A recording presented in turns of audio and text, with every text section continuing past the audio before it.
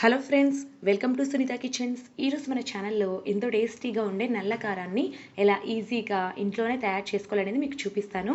ఈ నల్ల కారం దోశ, ఇడ్లీ, వడ లాంటి టిఫిన్స్లోకి చాలా బాగుంటుందండి. అంతేకాకుండా వేడి వేడి అన్నంలోకి కాస్త నెయ్యి వేసుకొని ఈ నల్ల కారంతో తిన్నా కూడా చాలా టేస్టీగా ఉంటుందన్నమాట.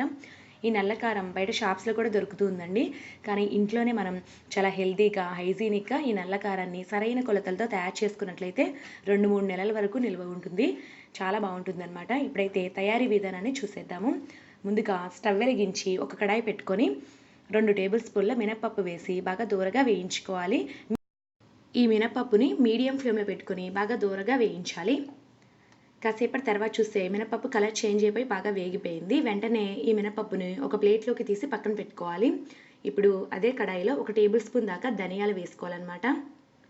ఈ ధనియాలను కూడా అలాగే 1 నిమిషం పాటు బాగా దూరగా వేయించుకుందాము మీడియం ఫ్లేమ్లో.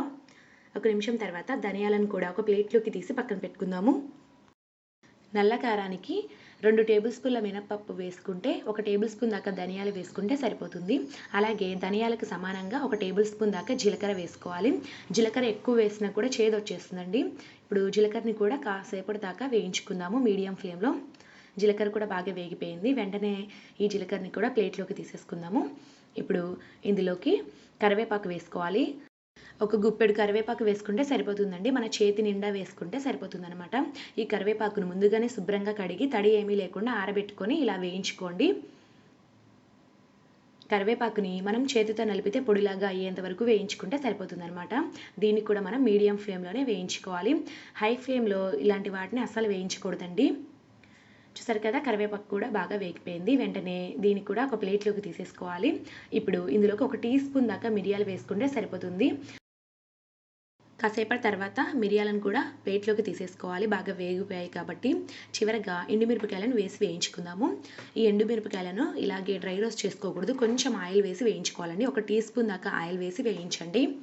100 గ్రాముల మిరపకాయలు తీసుకున్నాను అనమాట. ఇక్కడ ముందు చూపించిన ఇంగ్రీడియంట్స్ అన్నీ కూడా 100 గ్రాముల మిరపకాయలకు సరిపడేవండి. ఫస్ట్ టైం చేస్తున్న వాళ్ళు, కొంతమంది బిగినర్స్ ఉంటారు కదండి, అలాంటి వాళ్ళకు బాగా అర్థం అవడం కోసం నేను ఈ విధంగా 100 గ్రాముల మిరపకాయలు తీసుకున్నాను అనమాట. ఈ విధంగా తక్కువ క్వాంటిటీలో చేసుకుంటే వాళ్ళకు కూడా బాగా అర్థమవుతుంది. చూసారు కదా, ఈ ఎండుమిరపకాయలను కూడా బాగా వేయించుకోవాలి దూరగా, కలర్ చేంజ్ అయ్యేంత వరకు. కాసేపటి తర్వాత స్టవ్ ఆఫ్ చేసేసుకొని వీటిని కూడా పూర్తిగా చల్లారనివ్వాలన్నమాట. ఒక 10-15 మినిట్స్ తర్వాత ఒక మిక్సీ జార్ తీసుకొని అందులోకి ముందుగా వేయించి పెట్టుకున్న దినుసులన్నింటినీ కూడా వేసుకొని కచ్చపచ్చగా గ్రైండ్ చేసుకోవాలి. అంటే కొంచెం కోర్స్గా గ్రైండ్ చేసుకోవాలన్నమాట. చూసారు కదా, ఈ విధంగా గ్రైండ్ చేసుకోవాలి. ఈ నల్లకారం అనేది మరి మెత్తని పౌడర్లా ఉన్నా కూడా టేస్టీగా ఉండదండి. సో ఇలాగ కొంచెం కోర్స్గా గ్రైండ్ చేసుకోండి. ఇప్పుడైతే ఇందులోకి వేయించి పెట్టుకున్న ఎండుమిరపకాయలు, అలాగే ఈ నల్లకారానికి సరిపడా ఉప్పు వేసుకుందాము. ఉప్పు అనేది కొంచెం చూసి వేసుకోండి. తక్కువ వేసుకున్నట్లయితే చివరిలో సరిపోకపోయినా మనం యాడ్ చేసుకోవచ్చు. కాబట్టి ఉప్పు అనేది ఒకేసారి ఎక్కువగా యాడ్ చేసుకోకండి. ఉప్పు వేసాం కదా, ఇప్పుడు ఒకసారి కోర్స్గా గ్రైండ్ చేసుకుందాము. చూసారు కదండి, కారం ఇలాగా రెడీ అయిపోయింది. చివరగా ఇందులోకి వెల్లుల్లి రెబ్బల్ని వేసుకోవాలి. వెల్లుల్లి రెబ్బల్ని వలచకుండా అలాగే వేసుకోవాలి. 100 గ్రాముల ఎండుమిరపకాయలకి 2 చిన్న వెల్లుల్లిపాయలు అయితే సరిపోతాయి, లేదా ఒక పెద్ద వెల్లుల్లి గడ్డ వేసుకోండి. ఈ విధంగా వలచకుండానే వేసుకుంటే ఫ్లేవర్ అనేది చాలా బాగా తెలుస్తుందన్నమాట. ఇప్పుడు ఒకసారి కోర్స్గా గ్రైండ్ చేసుకుందాము.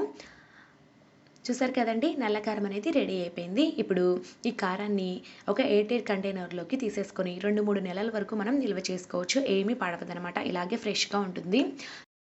ఈ నల్ల కారాన్ని బయట షాప్స్లో కొనకుండా ఈ విధంగా ఇంట్లోనే సరైన కొలతలతో చేసుకుంటే చాలా హెల్తీగా, హైజీనిక్గా చాలా బాగుంటుందన్నమాట. సో ఫ్రెండ్స్, మీరు ఒకసారి ట్రై చేసి ఎలా వచ్చిందనేది నాకు కామెంట్స్ రూపంలో తెలియజేయండి. ఈ నల్ల కారాన్ని ఇడ్లీ, వడ, దోశ, బోండా లాంటి టిఫిన్స్లోకి తినొచ్చు. అలాగే వేడివేడి అన్నంలోకి కాస్త నెయ్యి వేసుకొని తిన్నా కూడా చాలా బాగుంటుందన్నమాట. సో ఫ్రెండ్స్, మీకు కనుక ఈ వీడియో నచ్చినట్లయితే నా ఛానల్ని సబ్స్క్రైబ్ చేసుకొని మీ ఫ్రెండ్స్కి, రిలేటివ్స్కి కూడా షేర్ చేయండి. Thank you for watching.